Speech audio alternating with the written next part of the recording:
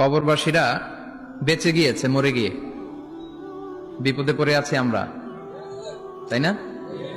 যারা মরে গেছে ওরা বেঁচে গেছে, ওদের চ্যাপ্টার শেষ, আমাদের ওই চ্যাপ্টার এখনো শেষ হয় নাই।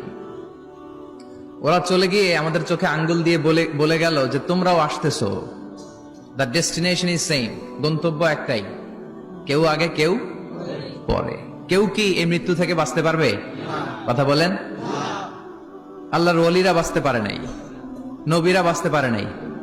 যেই ফেরেশতা এই মৃত্যুর কাজে নিয়োজিত সে মালাকুল মাউতও বাঁচতে পারবে? সবাইকে মারার পরে আল্লাহ তাকে বলবে এবার তুমি মরো, মুত ইয়া মালাকাল মাউত, হে মৃত্যুর ফেরেশতা তুই মর। তখন সেও মরে যাবে, কেউ থাকবে না, থাকবে শুধু একজন, তিনি কে? কুল্লু মান আলাইহা ফান ওয়া ইয়াবকা ওয়াজহু রাব্বিকা যুল জালালি ওয়াল ইকরাম।